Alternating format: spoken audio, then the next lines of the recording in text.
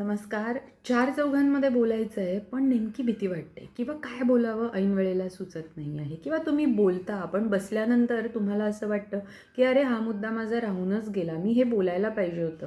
बऱ्याच वेळेला तुमच्या अगदी ओळखीच्या व्यक्तींबरोबर सुद्धा तुम्ही व्यवस्थितपणे संवाद साधत नाही, संभाषण करत नाही आणि मग त्याचे बरेचसे नकारात्मक परिणाम भविष्यामध्ये तुम्हाला सोसावे लागत असतील.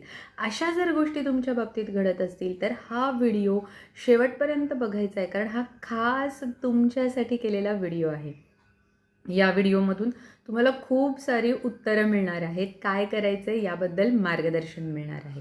तर सगळ्यात पहिली गोष्ट, आजचा प्रॉब्लेम आपण कोणासाठी आहे, हा व्हिडिओ खास कोणासाठी आहे, तो म्हणजे ज्यांना चारचौघांमध्ये बोलायची भीती वाटते, ज्यांना चारचौघांमध्ये पण ठीक आहे, पण ओळखीच्या व्यक्तींबरोबर व्यक्त होता येत नाही किंवा योग्य ठिकाणी योग्य प्रकारे व्यक्त होता येत नाही आहे. म्हणजे बोलता, पण योग्य बोलत नाही आहात.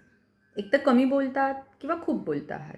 तर अशा ज्यांना अडचणी आहेत, समस्या आहेत, थोडक्यात व्यक्त एक्सप्रेस करण्याचं ज्यांना अडचणी येते, त्यांच्यासाठी हा व्हिडिओ आहे. So this is Motivational Madhura. I am confidence coach, sales pitch expert, and I am on a mission to help people to give their fullest self-expression. तुम्हाला तुमची उत्तम अभिव्यक्ती करण्यासाठी मी हे कार्य करत आहे.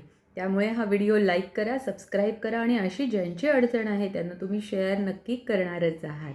करेक्ट? त्यामुळे आजच्या विषयाकडे वळूया. तुम्ही सगळे तयार आहात का? जर तयार असाल तर तुम्ही कमेंटमध्ये लिहा रेडी. माझ्यासोबत तुम्ही संवाद साधा. संवादाची सुरुवात इथूनच करा. बऱ्याच वेळेला कमेंट करण्यासाठी सुद्धा तुम्हाला वाटतं, मी का कमेंट करू? काय कमेंट करू? कशाला कमेंट करू? हे तुम्ही एक्सप्रेस करताय. व्हिडिओ आवडला तर एक्सप्रेस करा. चांगली माहिती मिळाली. ज्यांना ज्यांना बोलण्याचा प्रॉब्लेम आहे तो सगळीकडेच तुम्हाला अडचण येणार आहे. करेक्ट? त्यामुळं येस, मी ॲग्री आहे, बरोबर आहे किंवा मला हा मुद्दा आवडला, असं जे काही तुमच्या मनात येतं आहे, हा व्हिडिओ बघितल्यानंतर संवादाची सुरुवात, एक्सप्रेस करण्याची सुरुवात तुम्ही या व्हिडिओपासूनच करावी अशी माझी इच्छा आहे. तुम्ही असं जर केलं तर याचा तुम्ही माझ्याबरोबर संवाद साधलेला आहे. यूट्यूबवरती सुद्धा तुम्ही संवाद साधला आहात. यामुळे काय परिणाम होणार आहे? तुमच्या कमेंटमुळे माझा कॉन्फिडन्स वाढणार आहे. मी जे काम करते आहे ते चांगलं आहे, योग्य आहे याची मला खात्री आहे. पण एक पोचपावतीसुद्धा तुमच्याद्वारे मला मिळणार आहे. अजून छान छान व्हिडिओज बनवावे अशी सुद्धा मला एक ऊर्जा आणि प्रेरणा तुमच्या या एका कमेंटमुळे मिळणार आहे. राईट? त्यामुळे जेवढे मनातल्या मनात गोष्टी ठेवण्यापेक्षा व्यक्त व्हा, मोकळे राहा, बोलत राहा, तुमच्या भावना सतत व्यक्त करत राहा आणि त्या भावना योग्य असतील तर उत्तम. आता आपण बघूया की भावना व्यक्त करण्यासाठी तुम्हाला अडचण काय येते. तर सगळ्यात पहिली अडचण म्हणजे तुम्हाला भीती वाटते की मी हे बोलल्यानंतर समोरून मला काय प्रतिक्रिया मिळणार आहे. पण याच्याही पलीकडे तुम्ही एक विचार असा करा की मी हे न बोलण्यामुळे नुकसान काय होणार आहे. बऱ्याच वेळेला एखादी गोष्ट बोलून नुकसान कमी होणार आहे, पण न बोलण्यामुळे खूप मोठं नुकसान होणार आहे. तुमचं वैयक्तिक असेल, आर्थिक असेल, भावनिक असेल, तुमच्याबरोबर ज्या व्यक्तीशी तुम्हाला संवाद साधायचा आहे, त्या व्यक्तीशी पण जर तुम्ही योग्य संवाद साधू शकला नाही, तर त्या व्यक्तीचं सुद्धा याच्यामध्ये काही ना काही नुकसान होणार आहे. त्यामुळे जिथे जिथे तुम्हाला बोलण्याची गरज आहे, ती तुमची जबाबदारी आहे, तिथे तुम्हाला बोलायचं आहे.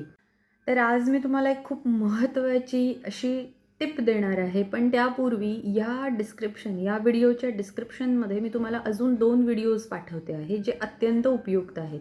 पहिला व्हिडिओ आहे अनोळखी लोकांबरोबर संवाद साधताना, म्हणजे अननोन लोकांबरोबर बोलायचं आहे तर सुरुवात कशी करायची, असा एक व्हिडिओ आहे. आणि दुसरा माझा व्हिडिओ आहे तो म्हणजे जर तुम्ही अडखळत बोलत असाल किंवा तुमचा बोलताना कॉन्फिडन्स कमी पडत असेल, तर त्यावरती मी तुम्हाला 3 टिप्स दिलेल्या आहेत. तर हे दोन्ही व्हिडिओ डिस्क्रिप्शनमध्ये आहेत. हे तुम्हाला दोन्ही व्हिडिओ बघायचे आहेत, कारण आजच्या मुद्द्याला धरूनच हे दोन्ही व्हिडिओ आहेत. आणि माझ्या प्रत्येक व्हिडिओमध्ये डिस्क्रिप्शनमध्ये मी पुढचे तुम्ही कुठले कुठले व्हिडिओज बघितले पाहिजेत हे सुद्धा नेहमी पोस्ट करत असते.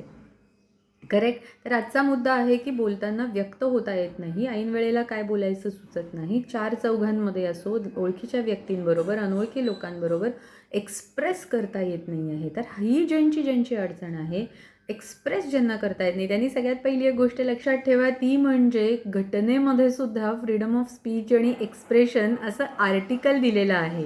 म्हणजे भारताचं संविधानसुद्धा म्हणतं की प्रत्येक नागरिकाला फ्रीडम ऑफ स्पीच आणि एक्सप्रेशन हे मूलभूत अधिकारांमध्येच दिलेलं आहे. त्यामुळे तुमचा अधिकार आहे एक्सप्रेस करणं. आणि दुसरी गोष्ट म्हणजे तुम्हाला एक स्वसंवाद आज मी सांगणार आहे. तो तुम्ही नेहमी म्हणायचा आहे किंवा ज्या ज्या वेळेला तुम्हाला भीती वाटेल त्या त्या वेळेला तुम्हाला हा स्वसंवाद म्हणायचा आहे. स्वसंवाद काय आहे तर तुम्ही सतत म्हणजे सकाळी उठल्यानंतर तुम्ही दीर्घ श्वास घ्या आणि 25 ते 50 वेळेला हा स्वसंवाद पुढचे 90 दिवस म्हणा आणि मग फरक बघा. काय चमत्कार घडतो ते. तर स्वसंवाद असा आहे की मी प्रत्येक वेळेला योग्य पद्धतीनं योग्य प्रकारे व्यक्त होत आहे. मी योग्य वेळेला योग्य प्रकारे योग्य पद्धतीनं व्यक्त होत आहे. मी योग्य वेळेला योग्य प्रकारे योग्य पद्धतीने व्यक्त होत आहे.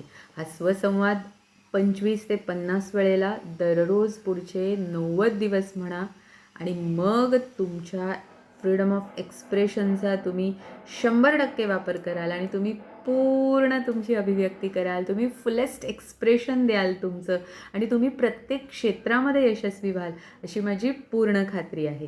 So this is motivational Madhura coming up with more videos. अजून खूप सारे व्हिडिओज घेऊन येते आहे. डिस्क्रिप्शन लिंकमध्ये दिलेले जे काही व्हिडिओ आहे, अभ्यास तुम्हाला दिलेला आहे तो नक्की ते व्हिडिओ बघा. लाईक करा, कमेंट करा, सबस्क्राईब करा, फॉलो करा. पुन्हा नवीन व्हिडिओ घेऊन येते आहे. तोपर्यंत stay tuned. Bye bye. Take care.